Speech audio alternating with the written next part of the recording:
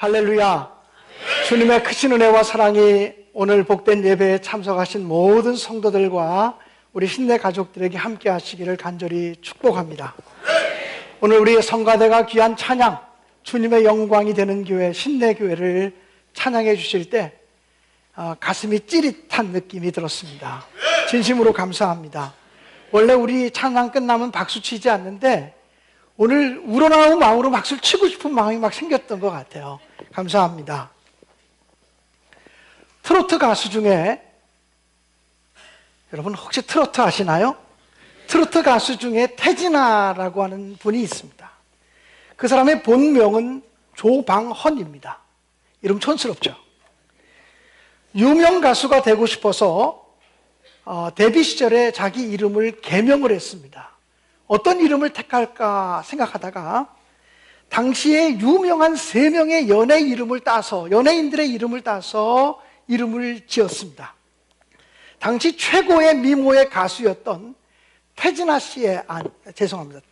씨의 태자, 남진 씨의 진자, 그리고 나훈아 씨의 아자, 그래서 태진아 이렇게 이름을 지었습니다.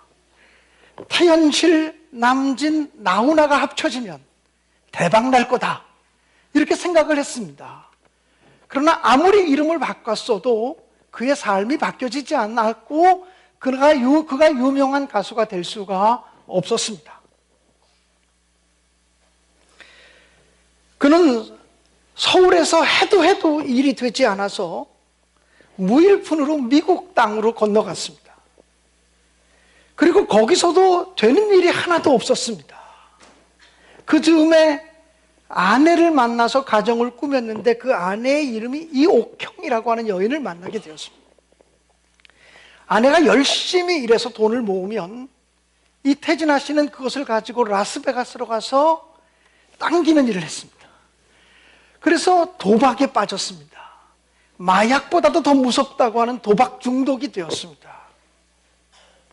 그때부터 가정에 불화가 생기기 시작했습니다.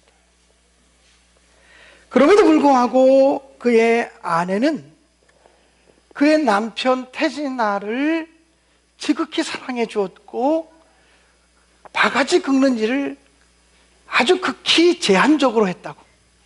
안 그럴 수는 없지만 그랬다는 것입니다. 나중에 이 태진아 씨는 자기 아내가 너무나 고마워서 옥경이라는 노래를 불렀고 그것이 히트곡이 되었습니다. 여러분 머릿속에 옥경이 노래가 떠오르는 사람도 있을지 몰라요. 방황의 날이 계속되고 있을 때 아내가 밤중마다 외출하는 것이었습니다. 아내가 도대체 밤중마다 어디를 가나 그 뒤를 밟아보니까 교회를 가는 거예요. 태진아 씨의 핍박이 시작되었습니다. 예수 바람 났다고. 교회에 어떤 멋지게 생긴 놈이 있어서 밤마다 거기 가냐고 그렇게 핍박을 했습니다. 아내는 눈물로써 내가 교회 가는 것만은 막지 말아달라고 부탁을 했습니다. 알고 보니 자기의 친정어머니가 암 선고를 받고 지금 암으로 투병하고 있는 중이었습니다. 자기 남편은 도박에 빠져서 친정집이 어떤지 가정 살림이 어떤지 아무것도 알아주지 않을 때 이 태진아 씨의 아내가 의지할 곳은 하나님밖에 없었고 교회밖에 없었던 것입니다. 남편의 방황과 친정어머니의 암 선고를 듣고서 그녀는 세상에 의지할 데가 없어서 교회 나가서 매일 밤 철야 기도를 하고 있었던 것이었습니다. 처음엔 이 태진아 씨도 모질게 반대를 했지만 어느 날 밤 술에 취해서 네가 가는 교회 나도 한번 가보자. 도대체 교회에서 뭐 하는지 나도 보기라도 한번 하자. 맨정신에는 못 쫓아오고 남자들이 이게 참 용기가 없습니다.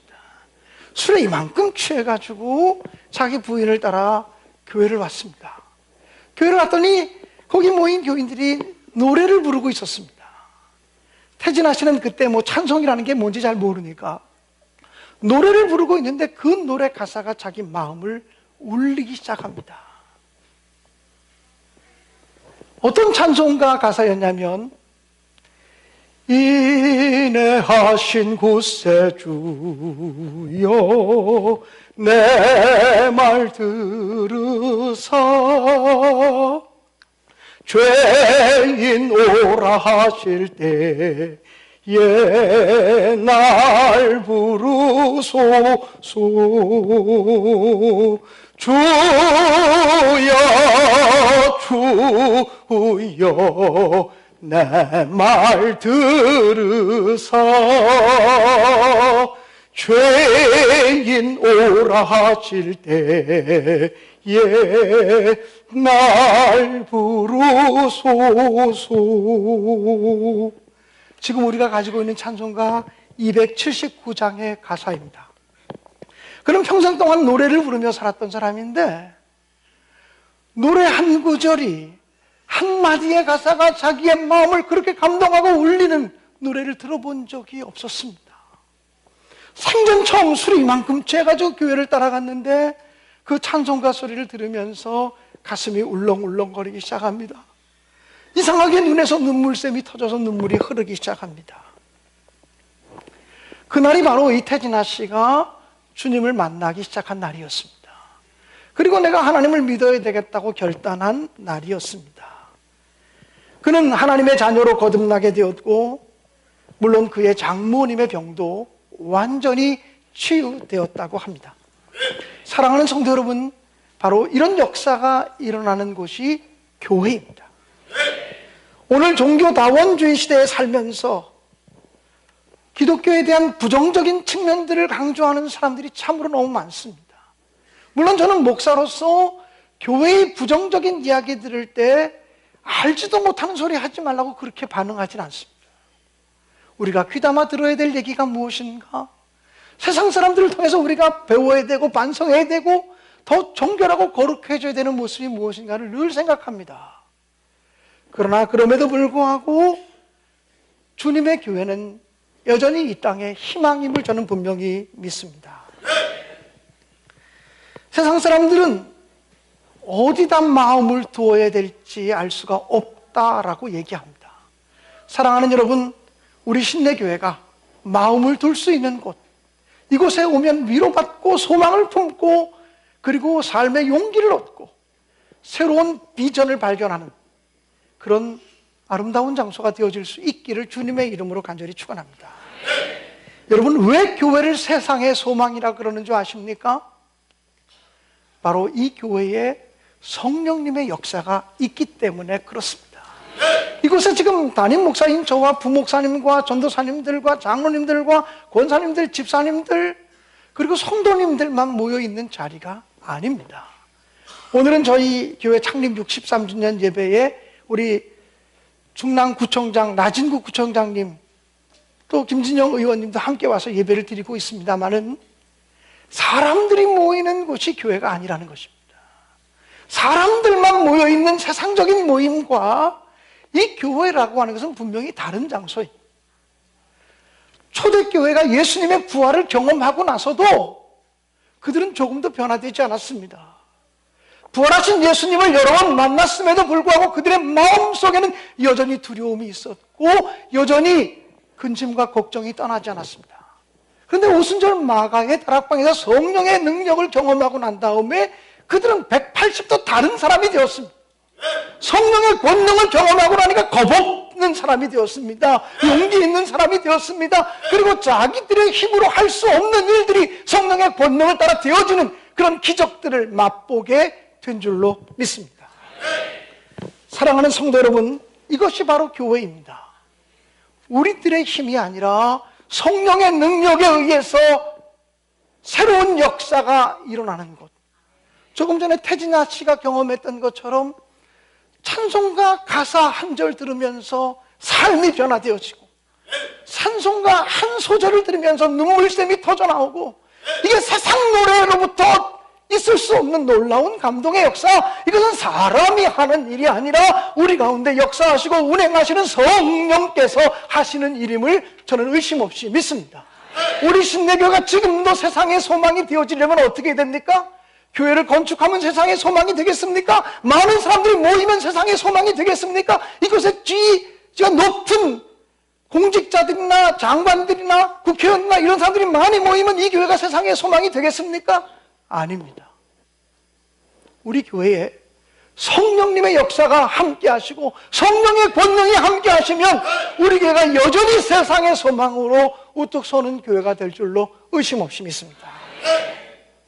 여러분, 교회가 세상의 소망이라 하고 하는 이유는 무엇인고 하니, 이 교회는 믿음의 고백 위에 세워진 교회이고 하나님의 말씀의 역사가 함께 할 때 세상의 소망이 되어질 줄로 믿습니다. 사랑하는 여러분, 예수님께서 가이사랴 빌립보라고 하는 곳에 가셨을 때 제자들을 향해서 물으셨습니다. 사람들이 나를 누구라고 하느냐? 세례 요한이라고 말합니다. 엘리야라고 말합니다. 예레미야 선지자라고 말합니다. 그 말 틀린 말이 아니었습니다. 세례 요한은 당시에 진리를 외쳤던 사람입니다. 모든 세상이 거짓으로 가려져 있을 때 목을 내놓고 진리를 외쳤던 사람이에요. 당시 예수 그리스도의 모습을 보니까 권력자들을 두려워하지 않고 진리를 외치는 예수 그리스도, 세례 요한의 모습처럼 보였다는 것입니다. 엘리야 선지자는 구약시대에 가는 곳마다 기적과 권능의 역사가 나타났던 사람이에요.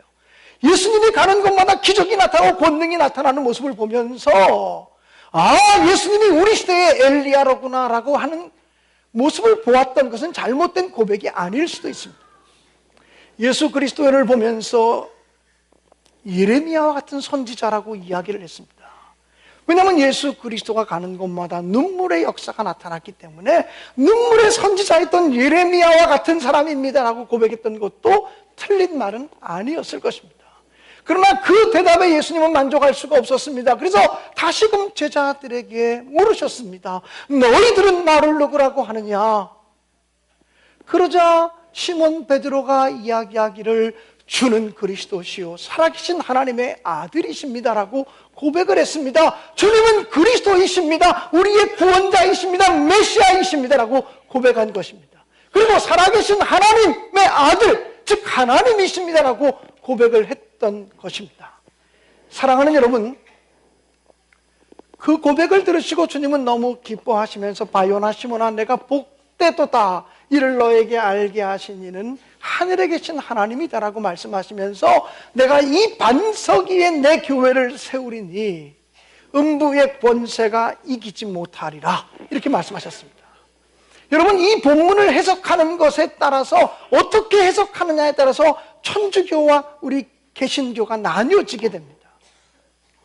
천주교회는 내가 이 반석 위에 내 교회를 세우리니 음부의 권세가 이기지 못하리라고 할 때 이 반석은 바로 베드로를 생각한다고 해석합니다.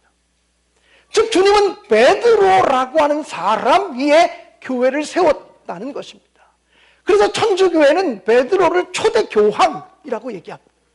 성경에 어디에도 베드로가 교황이었다는 표현은 없지만 천주교는 베드로라고 하는 사람 위에 교회를 세웠기 때문에 베드로가 초대 교황이고 교황의 명령이 성경의 명령과 버금나는 권위를 갖고 있다라고 해석하는 것이 천주교의 견해입니다. 그런데 이 성경 본문을 개신교는 그렇게 해석하지 않습니다.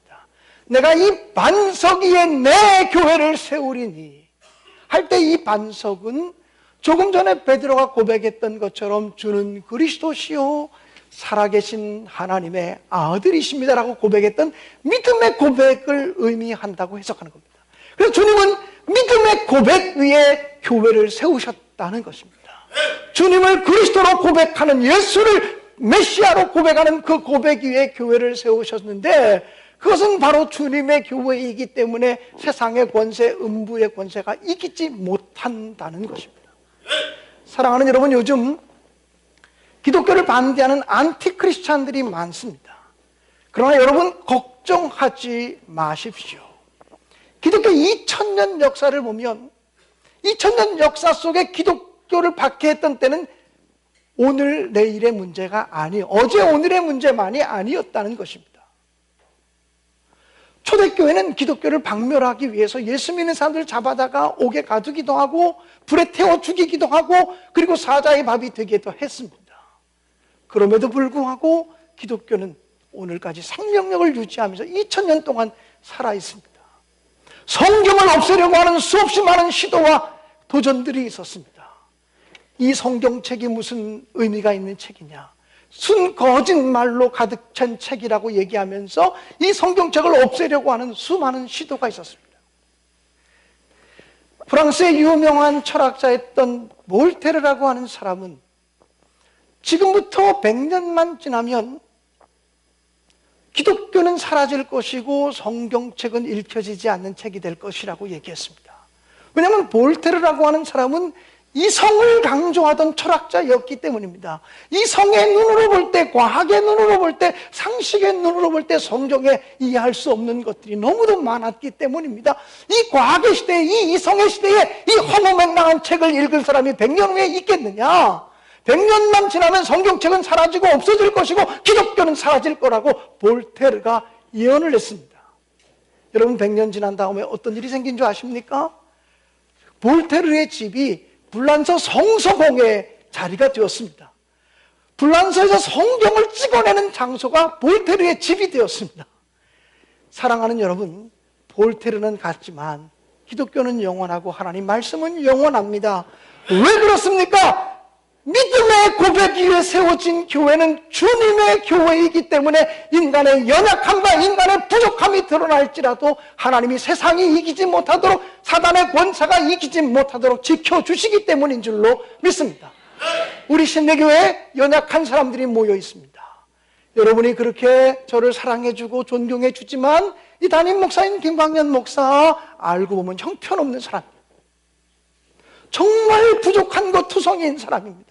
무엇 하나 내놓을 하나님 앞에 나 올바르게 믿음 생활하고 올바르게 목회하는 목사입니다라고 얘기하기 부끄러운 목사입니다.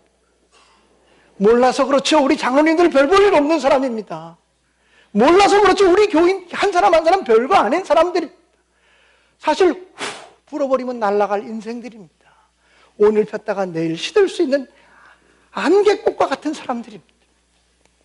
그럼에도 불구하고 연약한 사람들이 모인 교회가, 부족한 사람들이 모인 교회가, 수없이 많은 약점과 허물을 노출하고 있는 이 땅의 교회들이 사라지지 않고 이 세상의 희망이 될 수 있는 이유는 무엇입니까? 믿음의 고백과 믿음의 반석 위에 세워진 주님의 교회가 되어질 때, 주님은 내 교회가 세상이 이기지 못하고 음부가 이기지 못하도록 하시겠다고 보증하시고 약속해 주신 줄로 믿습니다. 그러므로 우리 신내교회는 말씀의 역사가 강하게 나타나는 교회가 되기를 간절히 바랍니다.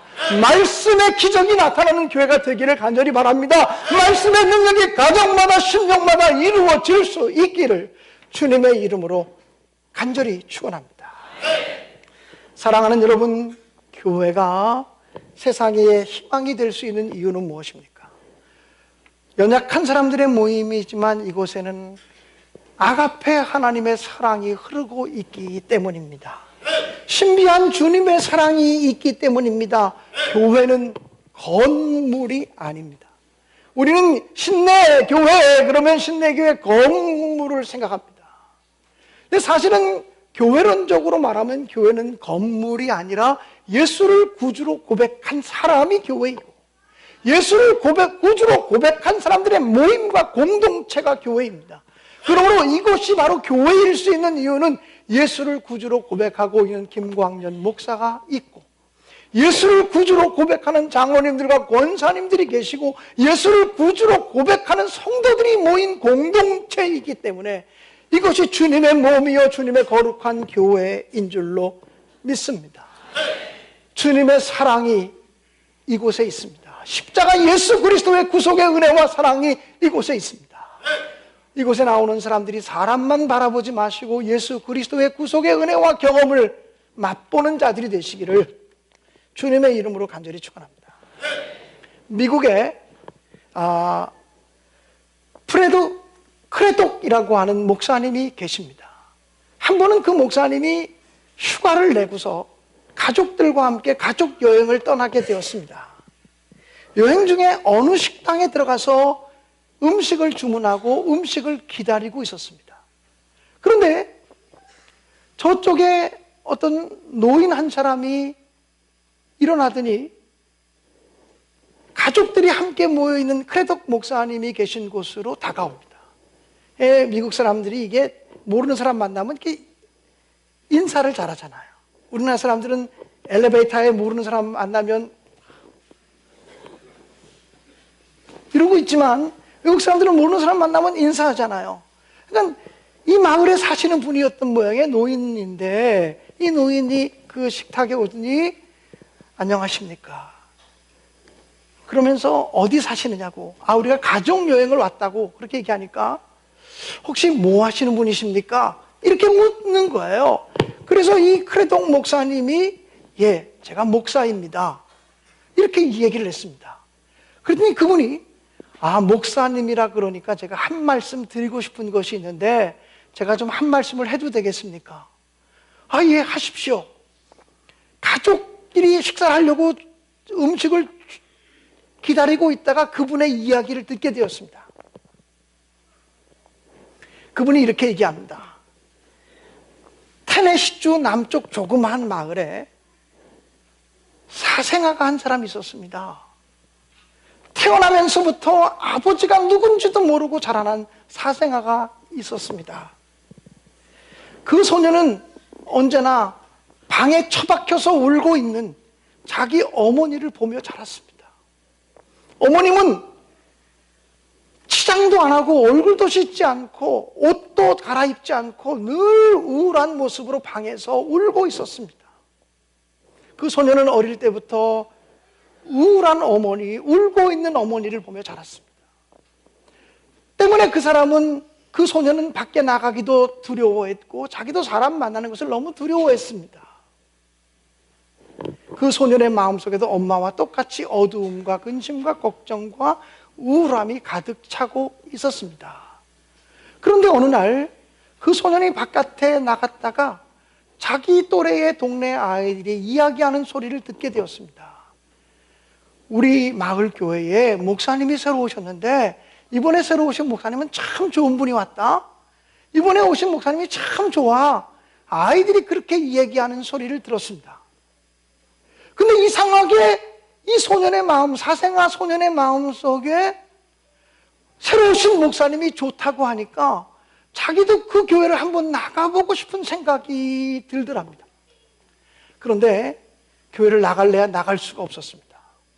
사람이 두려워서 나갈 수가 없었습니다. 이 소년은 사람 만나는 것을 두려워했기 때문에 나갈래야 나갈 수가 없었어요. 근데 이상하게 자꾸 교회를 나가고 싶은 마음이 드는 거예요. 그래서 생각을 했습니다. 어떻게 하면 교회를 나갈 수 있을까? 어떻게 하면 교회 나가면서 사람을 안 만날 수 있을까? 그러면 되겠구나. 다른 사람들이 교회에 다 들어왔을 때 뒤늦게 교회에 들어와서 앉아있다가 예배가 끝나기 전에 내가 먼저 나가면 되지 않겠는가? 그러면 사람 만날 일이 없으니 내가 그렇게 교회를 나오면 되겠다. 이렇게 생각을 했습니다. 그리고는 정말 자기의 결심대로 뒤늦게 예배당에 나가서 앉았습니다. 그리고는 목사님의 설교가 끝나고 예배가 끝나기 전에 얼른 나왔습니다. 그렇게 한 달, 두 달 정도 교회를 다녔는데 어린 소년인데도 목사님의 말씀이 가슴에 와닿는 겁니다. 교회 다니길 너무 잘했다. 이런 마음이 들었습니다. 근데 어느 날 설교를 듣다가 너무 깊이 감동을 받았습니다. 일찍 일어나는 시간을 놓치고 말았습니다. 그날 성령님이 너무 강하게 역사하셨던 모양이에요. 그래서 일어나는 시간을 놓치게 되었어요. 정신을 차려보니까 큰일 났습니다. 사람들과 만나게 된 거예요.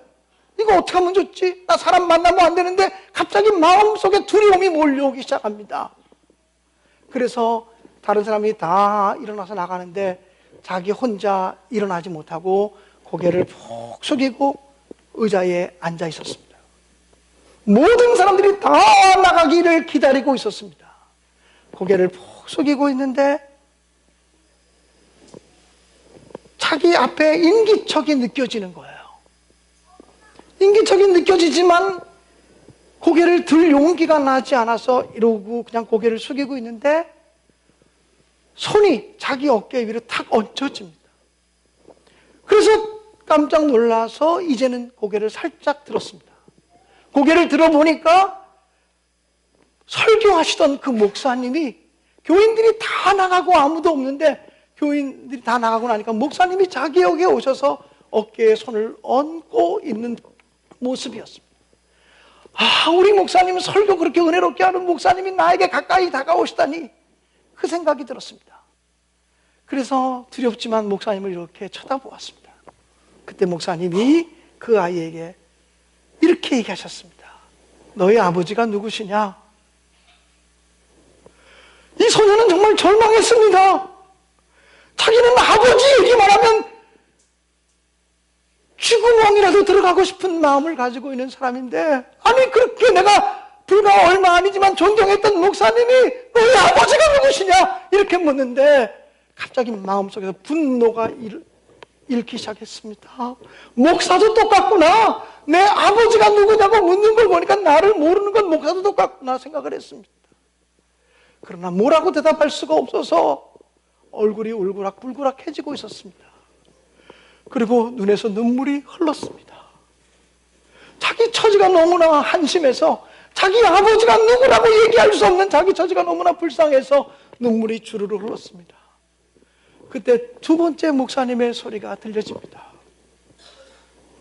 너의 아버지가 누구신지 내가 알겠구나. 나는 너의 아버지가 누군지 안다. 너의 눈물을 보니 너의 아버지는 하나님이시로구나. 이렇게 얘기합니다. 너의 눈물을 보니, 너의 순진한 눈물을 보니 너의 아버지는 하나님이시로구나. 너는 하나님을 닮았구나. 너는 하나님의 아들이야. 여러분, 그 순간 이 사생아는 오랫동안 자기를 얽어매고 있었던 쇠사슬이 풀려지는 느낌을 받습니다. 자유함을 누립니다. 그리고 그 순간이 바로 예수를 만나는 순간이었고, 하나님을 만나는 순간이었고, 교회 다니는 이유가 무엇인지를 깨닫는 순간이 되었습니다. 그리고 그는 어깨를 피고 살기 시작했습니다. 나의 아버지가 하나님이시다. 나의 아버지는 하나님이시다. 이 확신이 생기니까 이제는 자기가 사생아라고 하는 것이 조금도 부끄럽지 않습니다. 내 아버지가 하나님이신데, 나의 아버지가 하나님이신데, 이 배짱이 생기니까 세상이 두렵지 않았습니다. 사람이 두렵게 느껴지지 않았습니다.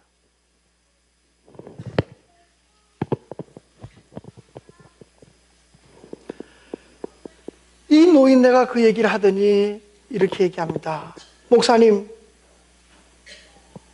목사님도 많은 사람들 앞에서 말씀을 증거하는 분 아닙니까?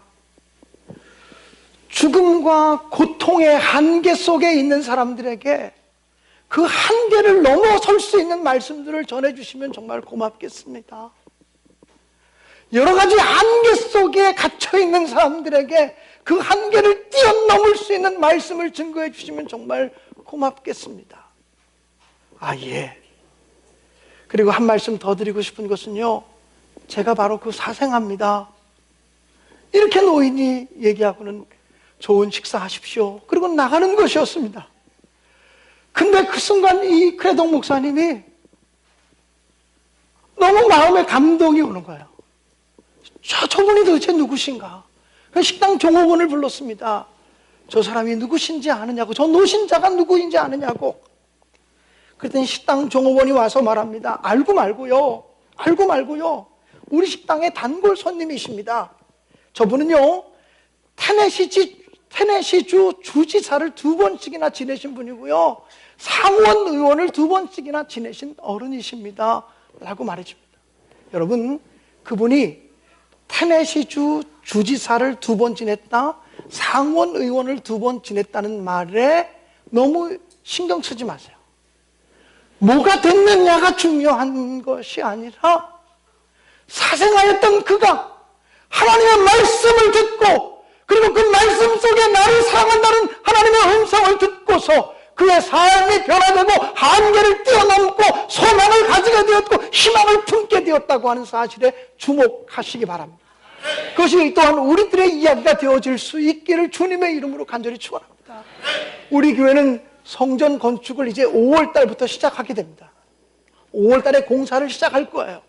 그런데 창립 63주년 설교를 준비하면서 제 마음속에 교회를 이렇게 짓자 저렇게 짓자라고 하는 그 설교보다 우리 교회가 정말 사람을 키워내고 사람을 길러내는 교회가 되게 하는 쪽에 마음의 관심이 모아집니다. 건물 잘 지어도 믿음의 사람이 세워지지 않으면 그 교회가 무슨 의미가 있겠어요? 건물 잘 지어도 진짜 그리스도인이 없으면 그게 무슨 의미가 있겠습니까? 사랑하는 여러분, 건물이 아니라 사람입니다. 주님의 교회를 세우시고 이것으로 끝나는 것이 아니라 이 땅을 고쳐 주시옵소서. 이것이 우리의 사명인 줄 믿습니다. 여전히 교회는 세상의 희망이 되어질 수 있습니다. 왜? 이곳은 사람들만이 모인 곳이 아니라 성령님의 강한 역사가 임하는 곳일 때 가능할 줄 믿습니다.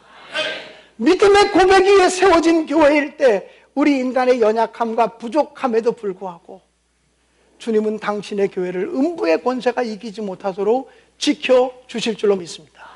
이곳에서 하나님의 말씀을 통해서 사랑을 발견하고 십자가 구속의 은혜를 경험하게 되어질 때 모든 한계들을 극복해 나가는 놀라운 권능의 역사가 일어나는 교회가 되게 하실 줄로 믿습니다. 저는 우리 63년 된 우리 신내교회가 정말 이제는 이 중랑구 지역에서 정말 영향력 있는 교회로, 그리고 정말 더 사랑으로 지역을 잘 섬기는 교회로, 지역을 위한 교회로 그렇게 자리매김할 수 있게 되어지기를 간절히 바랍니다. 그래서 우리 교회가 성전 건축을 할 때도 1층은요 사실은 지역 주민들에게 다 내어줄 수 있는 공간으로 설계를 했습니다. 4층은요 어린아이들 학생들에게 다 내어줄 수 있는 공간으로 설계를 했습니다. 그래서 교회 전체 규모에 비하면 예배당 규모는 20% 미만으로 축소했습니다. 왜냐하면 예배당 공간을 크게 짓는 것보다 지역 주민들을 향해서 내어놓을 수 있는 공간이 많아야 이 세상을 섬기는 교회가 되어질 것이고 예수 사랑으로 이 지역을 변화시키는 능력 있는 교회가 될 거라고 믿었기 때문입니다. 사랑하는 여러분, 정말 우리 교회 정말 세상의 희망이 되고 중랑구의 희망이 되는 그런 교회가 되어지기를 주님의 이름으로 간절히 축원합니다. 기도하겠습니다.